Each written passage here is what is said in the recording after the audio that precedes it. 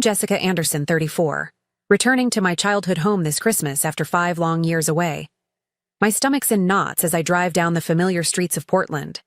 I've changed since I left, built something incredible that nobody in my family knows about yet. They've always overlooked me, squeezed between my genius brother and my perfect little sister. But this year will be different. This time, I'm not coming empty-handed. I've got something to show them that will change everything. Before I tell you how my family's faces dropped when I revealed what I'd built while they weren't watching, drop a comment sharing your own holiday family drama. Trust me, this one's worth staying for. And if you're new here, hit that subscribe button, because we all need to know we're not alone in family struggles. Growing up in the Anderson household meant living in a perpetual competition I never signed up for. My parents, both successful professionals, Mom a hospital administrator and Dad a corporate attorney, believed achievement was the only currency worth having. They created a family ecosystem where validation came through accomplishments, nothing else. My older brother Michael was the golden child with his perfect grades and impressive athletic abilities. By 16, he'd already mapped out his path to medical school.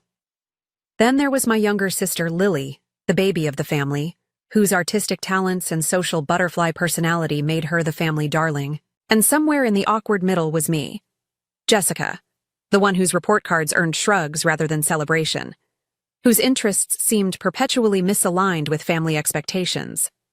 I discovered my passion for computer programming. In middle school, spending hours coding while other kids played sports or hung out at the mall. When I excitedly showed my father a simple game I'd created, he glanced at it for 3 seconds before asking if I'd finished my calculus homework. Computers are fine hobbies, Jessica, but they don't build real careers, he'd said. Despite this, being the late 2000s when tech was already booming, my mother wasn't much better. Wouldn't you rather join your sister's dance class?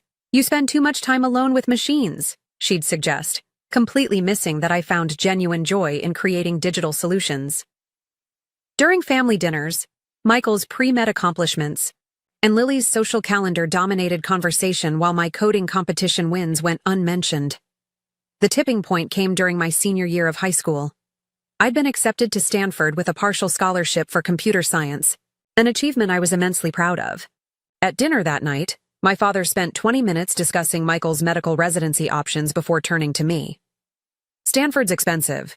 The state university has adequate computer classes and wouldn't put us in debt. The message was clear. My dreams weren't worth investing in. I went to Stanford anyway, taking out loans and working part-time jobs. Those 4 years gave me distance and perspective. I flourished among people who actually valued my talents and ideas. After graduation, when I announced I was moving to San Francisco instead of returning to Portland, my parents seemed almost relieved. Less disappointment to manage under their roof. Over the next 5 years, our contact became increasingly minimal. Monthly phone calls dwindled to holiday check-ins and occasional texts. I'd send birthday and Christmas gifts, receive brief thank you messages, and that was it. They knew I was doing something with computers, but never asked specifics. I stopped offering details after too many glazed eyes and subject changes. What my family didn't know was that during those 5 years of relative silence, I'd co-founded TechNexus, a startup specializing in healthcare data security systems. We'd started in my tiny apartment with 3 computers and a vision. 3 years in, we'd secured major hospital contracts nationwide. By year 5, we were valued at $75 million with acquisition offers rolling in weekly. My playing with computers had built an empire. I hadn't told my family about my success, partly because they never asked, but also because I wanted recognition for who I was, not what I'd achieved. But after 5 years away, my grandmother Ellen, the only family member who'd ever shown genuine interest in my passion, called personally to insist I come home for Christmas. "Life's too short for stubborn pride, Jessie," she said, using my childhood nickname. Come home this year, for me. How could I refuse her? So here I was, pulling into the driveway of my childhood home. Its familiar colonial architecture decorated with the same Christmas lights pattern my father had installed 20 years ago. The house hadn't changed, but I certainly had. I stepped out of my rental car wearing a simple but obviously expensive cashmere sweater and designer jeans, not to show off, but because these were now my normal clothes. My hair was styled professionally. I carried myself with the confidence of someone who regularly pitched to boardrooms, and the nervous girl who'd left Portland had been replaced by a woman who knew her worth. My mother opened the door before I could knock, her critical eyes immediately scanning me from head to toe. "Jessica, you're finally here. You look different. Have you lost weight? Or gained some?" "Something's changed." Her standard greeting, an observation that managed to be both a compliment and criticism simultaneously. My father appeared behind her, offering a stiff half-hug. "The prodigal daughter returns. How's the computer business treating you? Still afloat?" He chuckled as though he'd made a clever joke. Michael and his wife were already inside with their 2 children, and Lily arrived shortly after me with her new fiancé. Hugs were exchanged, surface-level pleasantries offered. My 6-year-old niece didn't recognize me at all, and my 4-year-old nephew hid behind his father's leg when I approached. "They're just shy," Michael explained, though we both knew the truth. I was essentially a stranger to them. Despite the awkwardness, I felt a flutter of hope. This was family, after all. Surely there was still a place for me here. Maybe this Christmas would be the beginning of a new chapter in our relationship, one where they finally saw me clearly. As I carried my suitcase upstairs, I clung to that hope, ignoring the little voice reminding me that optimism about my family had only led to disappointment before. The first hint that nothing had fundamentally changed came during lunch. We gathered around the kitchen table, the same oak piece that had witnessed countless family dynamics over the years, and I attempted to join the conversation naturally. "So, I've been working on some interesting projects lately. Our system actually helps hospitals protect patient data while— Pass the salt, would you, Jessica?" My mother interrupted, turning immediately to Lily. "Now tell everyone about your engagement party plans. We've been thinking about renting the country club pavilion." "Jessica, you wouldn't believe how beautiful Lily looked at her bridal shower. I passed the salt." My unfinished sentence hanging in the air, replaced by 20 minutes of discussion about flower arrangements and bridesmaid dresses. When I tried again during a conversation lull, my father glanced at his watch mid-sentence. "Speaking of business," he pivoted, turning to my brother. "Michael, how's the new cardiology wing coming along? The hospital board must be impressed with your proposal." And just like that, I was 14 again, my voice evaporating from family discourse as though it had never existed. Later that afternoon, I noticed my mother setting the dinner table for the evening meal. 6 places, not 7. When I quietly pointed out the missing setting, she blinked in surprise.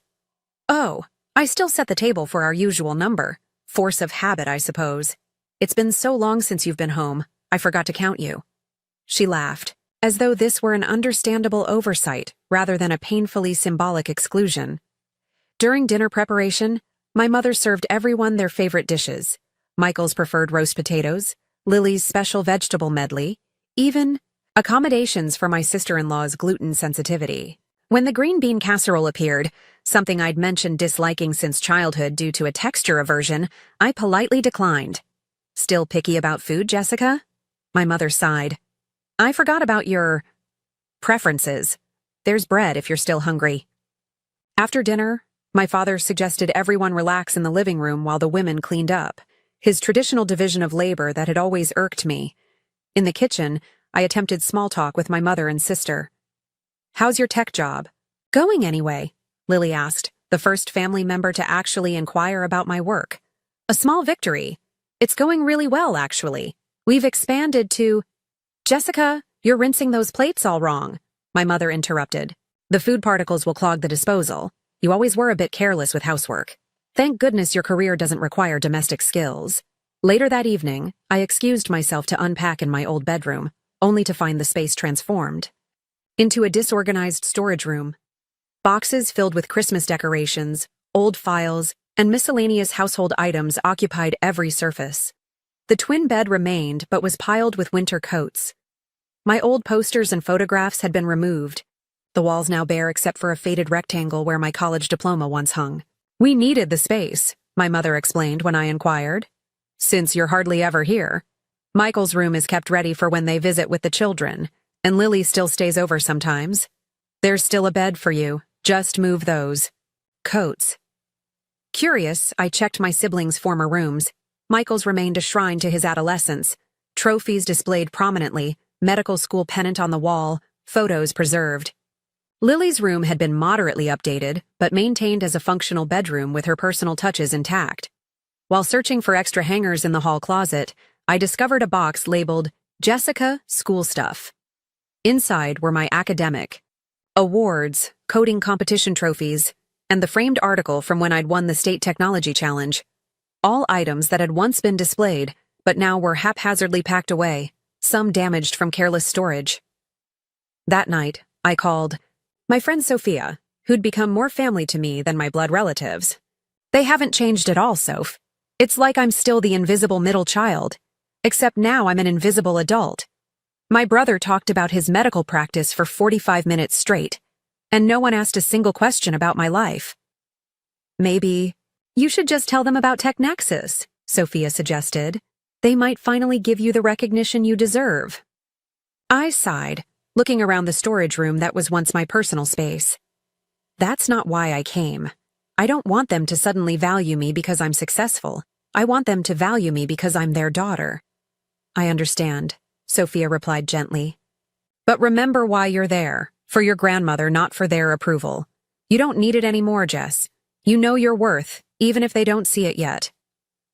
After hanging up, I lay awake on my coat-covered bed, wondering if coming home had been a mistake. The familiar feeling of invisibility was creeping back, threatening to diminish the confident woman I'd become. Perhaps some family dynamics were simply too entrenched to change. Christmas Eve brought the extended family invasion, a tradition that had always amplified the Anderson household dynamics. My father's brother, Uncle Robert, arrived with his wife and 3 children. My mother's sister, Aunt Patricia, came with her husband and their college-age daughter. Grandmother Ellen was the last to arrive, her entrance immediately brightening my mood. "There's my Jessie!" she exclaimed, her 82-year-old arms opening for a genuine hug. "Let me look at you. Successful and beautiful. You're glowing." Dear. For the first time since arriving, I felt seen.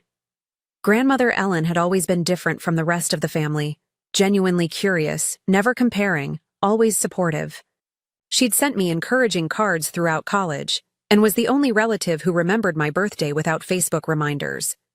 The living room buzzed with conversation clusters as appetizers circulated. I attempted to join various groups, but each time the discussion shifted away from anything related to my life. When my cousin Ryan asked what I was doing these days, my brief explanation about technology security systems was met with glazed eyes. "So basically playing with computers all day," he concluded with a laugh. "Guess some of us never outgrow our hobbies, huh? Must be nice not having real adult responsibilities." Ryan, 3 years my junior and still working part-time at his father's insurance office while finding himself, apparently considered his situation the epitome of adult responsibility.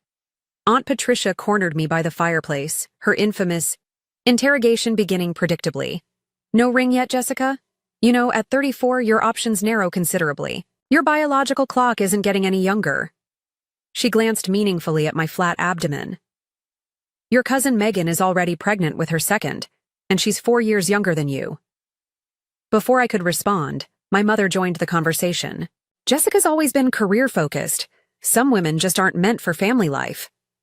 The way she said career, as though my profession were an eccentric phase rather than a calling, made my teeth clench.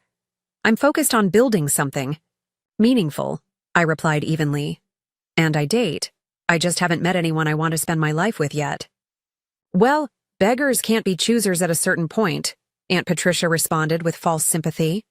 "Not everyone gets the luxury of waiting for perfection."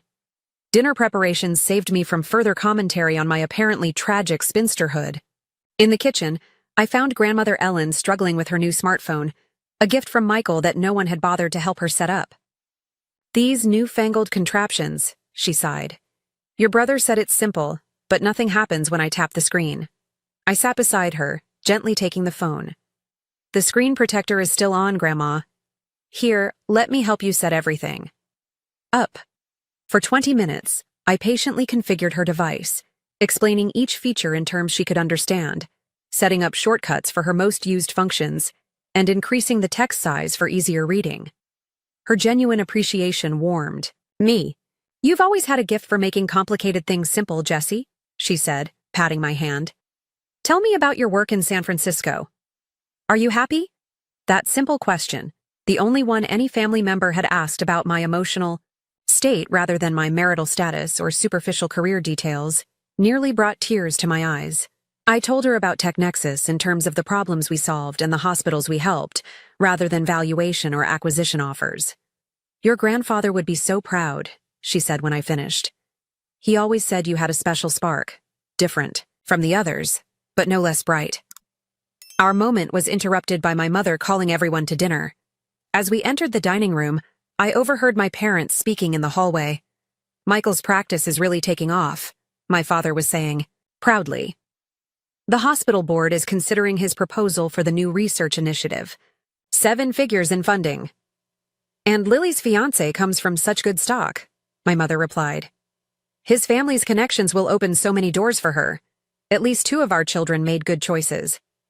"Jessica seems fine," my father added, lowering his voice, still doing that computer thing. "I worry she's just drifting through life without direction. No family prospects, living alone across the country. Where did we go wrong with her?" I froze in the hallway, their words hitting like physical blows.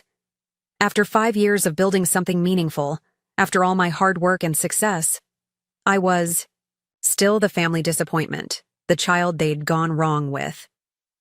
Christmas Eve dinner was served on my mother's best china, the table beautifully decorated with candles and holly.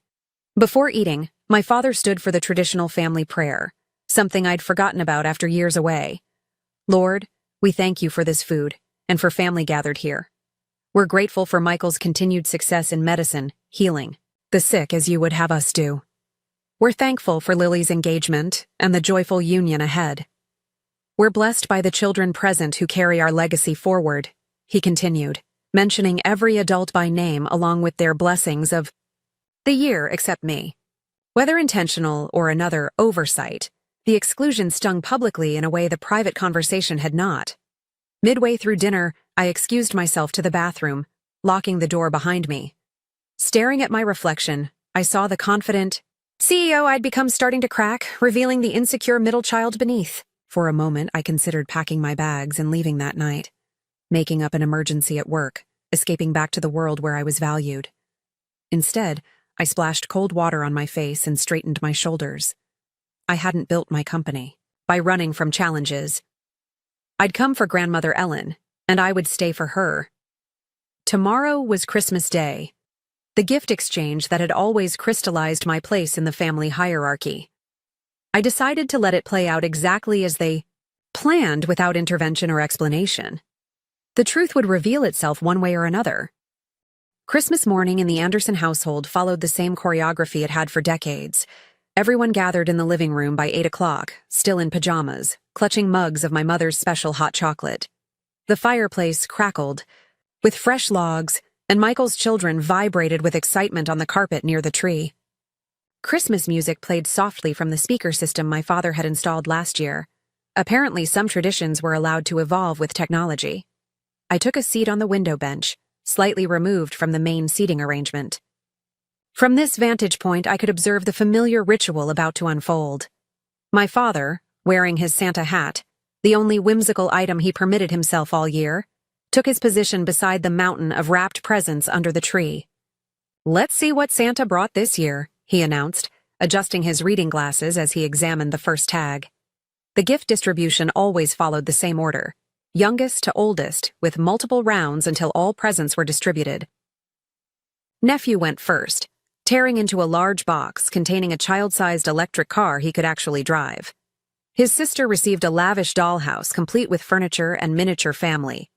Both children accumulated piles of toys, books, and clothes as the distribution continued. Next came my sister Lily, who received a designer handbag from our parents. "To match your engagement ring, darling." An expensive cashmere scarf from Michael and his wife, and various smaller gifts from extended family. Her fiancé, Tom, received top-shelf whiskey, tickets to a sporting event, and a leather briefcase, immediately accepted into the gift hierarchy despite this being his first Christmas with the family. Michael and his wife collected their bounty next. A weekend getaway at a luxury spa, matching high-end watches, kitchen appliances they'd requested, and smaller personal items. My brother received special golf clubs from our father. For those hospital networking events, son, my parents exchanged their gifts next, having clearly coordinated in advance. My mother unwrapped diamond earrings while my father received an expensive leather jacket he'd been eyeing. Round after round, the presents dwindled beneath the tree. I kept waiting for my name to be called, for some acknowledgement of my presence. The extended family members exchanged their gifts. Even grandmother Ellen received multiple packages, a new robe, slippers, framed family photos, and books. Finally, the area beneath the tree was empty except for discarded wrapping paper. Everyone sat admiring their gifts, comparing and exclaiming over each other's treasures. The realization settled over me slowly, then all at once. There was nothing for me. Not a single package, card, or token. In a room full of people who shared my blood, not one had thought to include me in the tradition at the heart of our gathering. The silence stretched uncomfortably as this fact became evident to others. My nephew, with a child's innocent confusion, looked around and asked, "Didn't Aunt Jessica get any presents?" The room froze. All eyes turned to me, expressions ranging from embarrassment to discomfort to, most painfully, lack of surprise. This wasn't an oversight. They simply hadn't expected to include me. "Is there anything for me?" I asked quietly, hating how small my voice sounded. My mother laughed awkwardly, waving her hand dismissively. "Oh, we forgot you weren't coming. Until last minute. After 5 years away, we weren't sure you'd make it. We'll get something later, of course." My father cleared his throat. "The stores will be open again tomorrow. We'll pick something up then." Aunt Patricia, perhaps feeling genuine pity, rummaged in her oversized purse. "I have a lovely scented candle I received at a White Elephant exchange. You're welcome to have it, Jessica." She held out a generic green candle, price tag still attached. "No, thank you," I said quietly but firmly. "That's very kind, but unnecessary." The awkwardness hung heavy for exactly 17 seconds, before my mother jumped up. "Who's ready for breakfast? I've made my special French toast casserole." Just like that, the moment passed. The family collectively decided to ignore what had happened, filing toward the dining room with their new treasures, conversation shifting to breakfast and afternoon plans. No apologies, no genuine concern, just the familiar pattern of overlooking Jessica. I remained seated by the window, allowing myself to fully absorb what had just transpired. This wasn't about materialism or gift expectations. This was about being erased from a family tradition, about being so thoroughly forgotten that not even a token effort had been made. After 5 years of distance, I'd returned to find I hadn't even been missed enough to warrant a Christmas card. Oddly, instead of pain, I felt clarity washing over me. This moment of absolute exclusion crystallized what I'd always sensed but never fully acknowledged. I was an outsider in my own family, and no achievement or personal growth would ever change that fundamental reality. But unlike previous years, this realization didn't crush me. The difference between 34-year-old Jessica and the girl who'd left Portland was that I now knew my worth wasn't determined by their perception. I had built something remarkable, not just a successful company, but a life filled with people who genuinely valued me. As I helped carry dishes to the kitchen, a plan formed in my mind. Not for revenge or dramatic confrontation, but for honest revelation. It was time to share who I'd become, not to prove my worth to them, but to claim my truth openly. If they couldn't see me after that, at least I would have stood fully in my reality. I excused myself briefly, retrieving an envelope from my suitcase upstairs. The moment for revelation was approaching, and for the first time since arriving, I felt absolutely certain of my next step. Christmas brunch unfolded with its usual orchestrated perfection. My mother's French toast casserole, bacon, fresh fruit, and mimosas covered the dining table as family members filled their plates.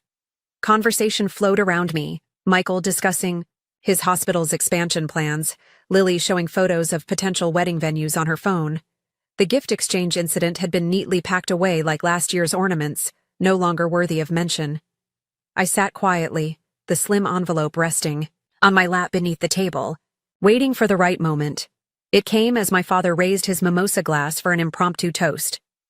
"To family and success," he proclaimed. "To Michael's cardiology research grant, to Lily and Tom's engagement, and to another prosperous Anderson. Year ahead!"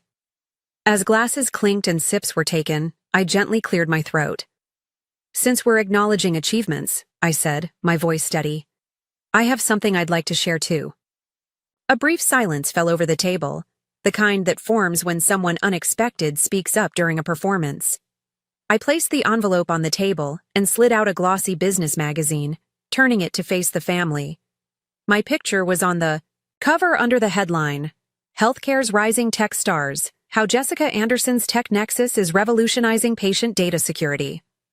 "I've been meaning to tell you about my work," I continued, maintaining an even tone despite my racing heart.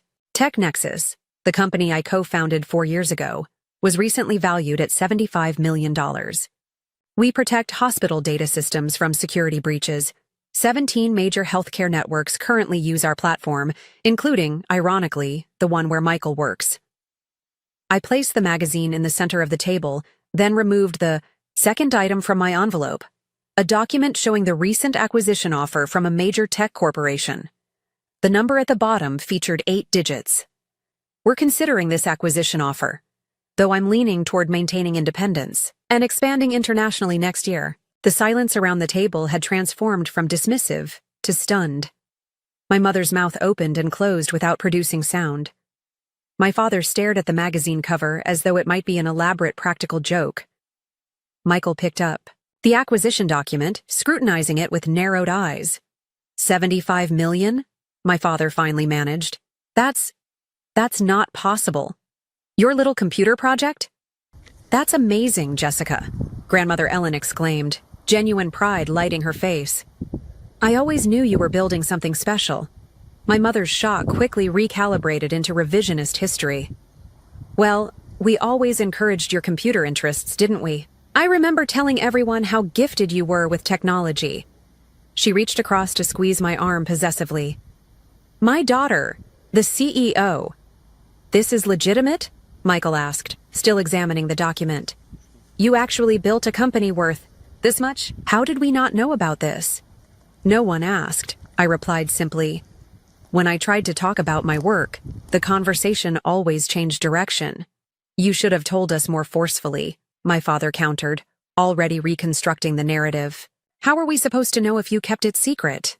This is life-changing information, Jessica." "Life-changing for me," I corrected gently. "My daily reality for the past 3 years." Lily, looking genuinely impressed, gestured toward the magazine. "Can I see that? That's really you on the cover?" As the magazine circulated, reactions crystallized along predictable lines. My father switched to business mode, asking about investment, opportunities, and growth projections. My mother began mentally rewriting family lore to include her unwavering support of my technological aspirations. My brother's competitive nature emerged as he compared his hospital's funding to my company's valuation. Extended family members who'd barely spoken to me all visit suddenly found me fascinating. I answered their questions calmly, neither inflating nor downplaying TechNexus's success. This wasn't about proving my superiority. It was simply about being seen accurately after years of invisibility. "There's something else," I added when the initial shock had settled. "In honor of Grandmother Ellen, TechNexus is making a $1 million donation to Portland Central Hospital's pediatric wing in the Anderson family name. The announcement goes public next week." Grandmother Ellen's eyes filled with tears. "The children's hospital where your grandfather volunteered?" "Oh, Jessica." I nodded, reaching for her hand. "You and Grandpa were always my true supporters. It seemed fitting." While this news sent another ripple of astonishment around the table, I retrieved a small stack of envelopes from my purse. "I do have gifts, actually." I was waiting for the right moment. I distributed an envelope to each family member. Inside each was a personalized gift certificate. For my father, a custom-designed smart home security system. For my mother, a complete digital archive service for her lifelong photo collection. For Michael, beta access to our new physician scheduling optimization platform. For Lily, a comprehensive wedding planning technology suite. For my niece and nephew, educational technology accounts with substantial deposits toward future education. For grandmother Ellen, a specially designed tablet with health monitoring features and unlimited tech support. These aren't last-minute gifts, I explained. They're solutions I created specifically for each of you, based on knowing who you are and what might make your lives better. Because that's what I do. I solve problems with technology. A profound silence fell over the dining room as my words sank in. The contrast couldn't have been clearer. They had completely forgotten me in their gift-giving, while I had thoughtfully created something unique for each of them despite years of emotional neglect. I don't need or want anything in return, I added softly. I just wanted you to finally see me, the real me, not who you assumed I was or who you wished I'd become. Grandmother Ellen reached over to squeeze my hand, tears streaming down her lined face. In her eyes alone, I saw complete understanding, both of what this moment had cost me and what it was worth. The hours following my revelation unfolded in a series of conversations that ranged from awkward to surreal. The family dynamic, previously set in concrete, had been fundamentally disrupted. Like tectonic plates shifting, everyone struggled to find new footing in this altered landscape. My father, predictably, pivoted to business mode fastest. Cornering me on the back porch where I'd escaped for a moment of quiet, he launched into questions about venture capital, expansion strategies, and, most transparently, investment opportunities. You should have come to me for startup advice, he said, conveniently forgetting his dismissal of my tech aspirations. With my legal background and business contacts, I could have opened doors for you. I found the doors I needed, I replied gently, and learned to open them myself. His expression flickered between pride and frustration, torn between parental satisfaction at my success and the uncomfortable realization that this success had occurred entirely without his input or knowledge. We should set up a family investment opportunity, he pressed on. I have some capital I could move around. Get in before that acquisition goes through. Our investor rounds closed last year, Dad. But thank you for the interest. My mother adopted a different strategy, historical revision. According to her newly constructed narrative, she'd always been my biggest champion. I always told your father you were special, she insisted as she unnecessarily rearranged Christmas cookies on a tray. Remember how I bought you that computer programming book when you were 12? I saw your potential even then. The book in question had actually been a birthday gift from grandmother Ellen. My mother had expressed disappointment that I wanted such a boring present instead of the makeup kit she'd suggested. More disturbing was her immediate shift in how she presented me to extended family. Jessica is our technology entrepreneur, she now announced proudly. She's being featured in business magazines. Show them the cover, Jessica. My brother's reaction was more complex. Initial disbelief gave way to subtle competitiveness. The medical field has different metrics for success than tech, followed by reluctant respect. By late afternoon, he'd cornered me by the fireplace. So you're really worth all that? He asked, lowering his voice. Like, personally? The company is valued at $75 million, I corrected. My stake is significant, but not the entirety. Still, he pressed, you must be, you're wearing a $1,200 sweater casually on Christmas. That tells me something. I smiled. Yes, I'm financially comfortable, Michael. He nodded slowly, processing this information against decades of family mythology. I always thought you were just drifting. That's what Mom and Dad always said, that you needed to find direction. I found it. They just weren't looking where I was going. The most genuine connection came unexpectedly from my 14-year-old cousin Emma, who sought me out while everyone else was watching a holiday movie. Want to learn coding? She said without preamble. But Uncle Robert says it's not a real career for women, that it's just a hobby until I get married. The familiar words sparked both pain and purpose within me. Your uncle said the same thing to me when I was about your age, but you did it anyway? I did it anyway. She twisted her hands nervously. Could you maybe show me how to start? I've been trying to teach myself with YouTube videos, but it's hard without direction. For the next hour, I sat with Emma in the quiet of the kitchen, showing her basic coding concepts on my laptop and setting up resources she could access from home. I gave her my email address and promised to send her information about coding camps for girls, with a scholarship funded by me if her parents wouldn't support it. Don't let anyone decide your capacity based on their limited imagination, I told her, including family, especially family. The most difficult conversation came that evening when my parents attempted an approximation of an apology during a just awkward moment alone in the kitchen. We might have underestimated your career choice, my father began stiffly.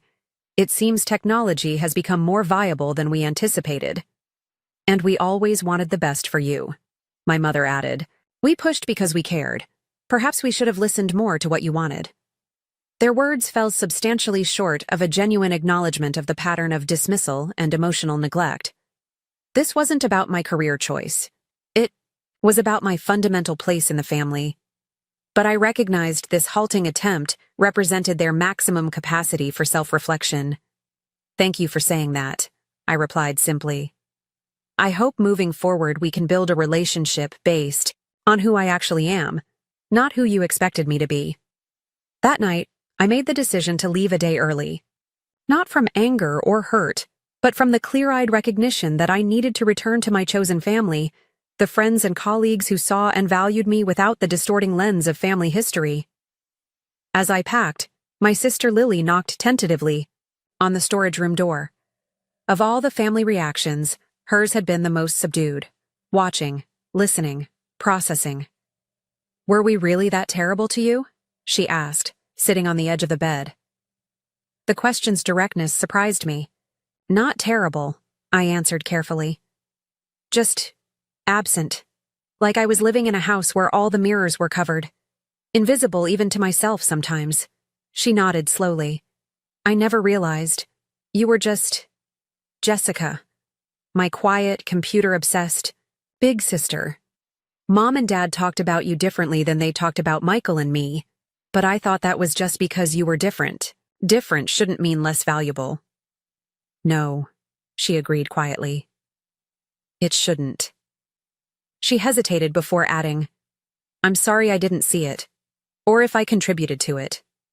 Of all the conversations that day, Lily's simple acknowledgement came closest to healing something within me. Not because she had been the primary source of pain, but because her recognition was untainted by financial interest or revision attempts. She simply saw the truth and named it. Thank you for saying that, I said. And then, offering a bridge, I'd like to know you better, Lily. The adult you, not just my little sister. Maybe we could talk more regularly? Video calls or something? I'd like that, she replied with a genuine smile. I have a feeling I have a lot to learn from my big sister. As I fell asleep that night, I realized the day's revelation had served its purpose, not to humble my family or elevate myself, but to finally be seen clearly. The aftermath wasn't perfect reconciliation, but it was the beginning of something more honest. For some family members, that meant a chance at genuine connection. For others, it simply meant I could stop expecting what they were incapable of giving. Either way, I would sleep soundly, knowing I had finally stepped fully into my truth. Morning light filtered through the dusty blinds of the storage room as I finished packing my suitcase. I'd announced my early departure at breakfast, citing work responsibilities, a half-truth that no one challenged. Perhaps they sensed my need for space after yesterday's revelations, or perhaps they were still processing their recalibrated understanding of who I was. Standing in this room that had once been my sanctuary, I felt a strange peace. The space no longer held power over me. Neither the childhood memories nor the adult rejection its conversion represented. It was simply a room in a house where I had once lived, no more definitive of my identity than any other temporary dwelling. I ran my fingers along the desk where I'd written my first lines of code, smiling at the memory of my 12-year-old determination. That girl had known something fundamental that I'd temporarily forgotten during years of seeking family validation. My worth wasn't dependent on their recognition of it. Grandmother Ellen knocked softly before entering, her eyes taking in my packed bags. Leaving us so soon, Jessie? She asked, though her tone suggested understanding rather than accusation. I think it's time. Yesterday was a lot for everyone. She nodded, settling carefully on the edge of the bed. You know, your grandfather always said family is like a mirror reflecting back what we believe about ourselves. Sometimes the reflection is distorted, and we have to find clearer mirrors. You've always been my clearest mirror, Grandma, I said, sitting beside her. Because I've always seen you, really seen you. She patted my hand. What you revealed yesterday took courage. Not the success, though I'm immensely proud of that. But the willingness to stand in your truth without diminishing yourself to make others comfortable. That's the real achievement. We sat in comfortable silence before she continued. They may never fully understand or appreciate you the way you deserve. Some mirrors stay clouded no matter how much you polish them. I know, I acknowledged. I'm not expecting perfect understanding anymore, just basic respect. Good, she said firmly. Expecting what people cannot give only prolongs the hurt. We made plans for her to visit San Francisco in the spring, a trip I would arrange completely, including a private flight to minimize her travel stress. As she hugged me goodbye, she whispered, "Your grandfather would be so proud of the woman you've become, not because of your success, but because of your integrity." Downstairs, my parents awaited with awkward formality. On the entry table sat a hastily wrapped package, clearly purchased yesterday after the gift exchange revelation. "We got this for you," my mother said too brightly. "We can't have you leaving without a Christmas gift."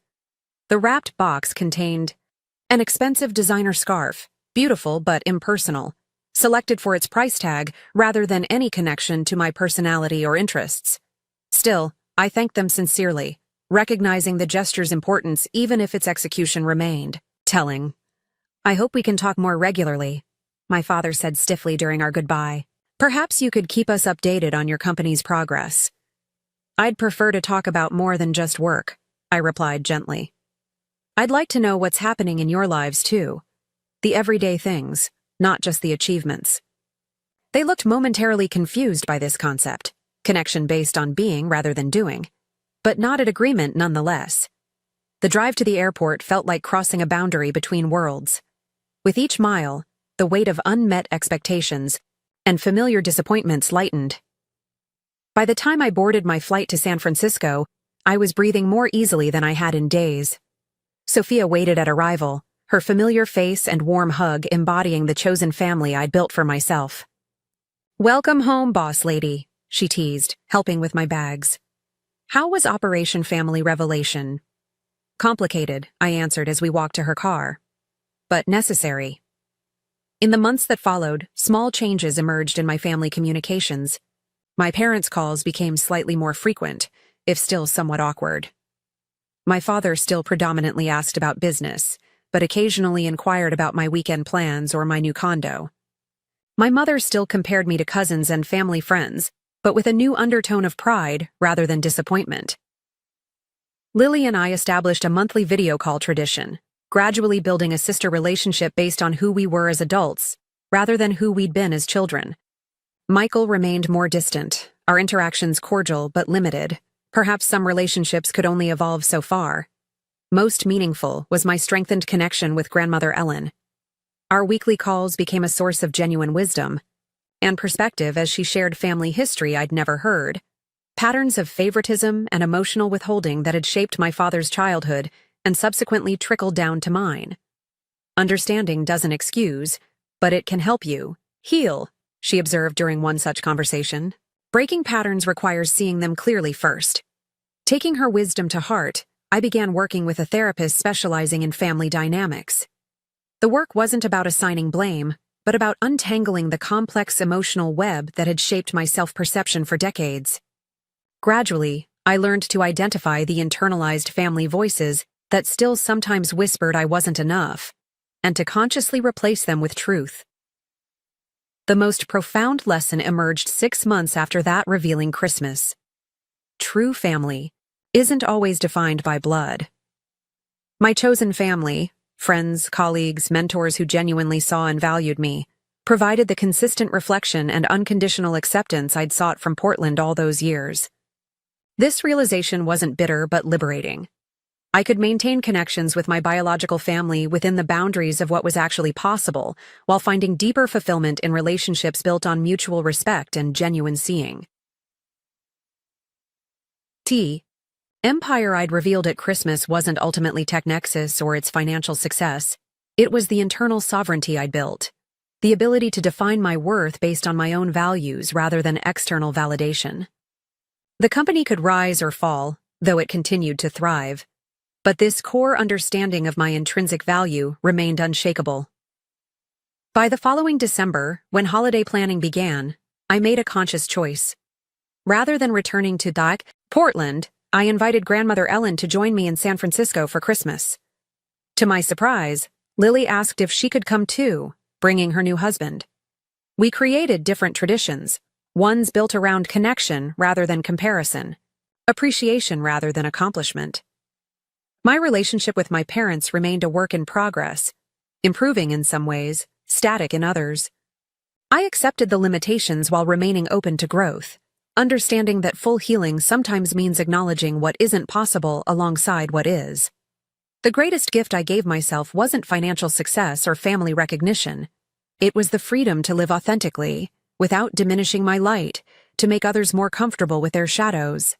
This path wasn't always easy, but it was immeasurably more fulfilling than contorting myself to fit expectations that were never designed to accommodate who I truly was. So if you're sitting there feeling overlooked or unseen by those who should value you most, know this: your worth isn't determined by their capacity to recognize it. The most powerful empire you can build isn't made of external achievements, but of internal sovereignty. The unshakable knowledge of who you are and what you bring to this world, regardless of who notices. Have you experienced being overlooked by family during holidays?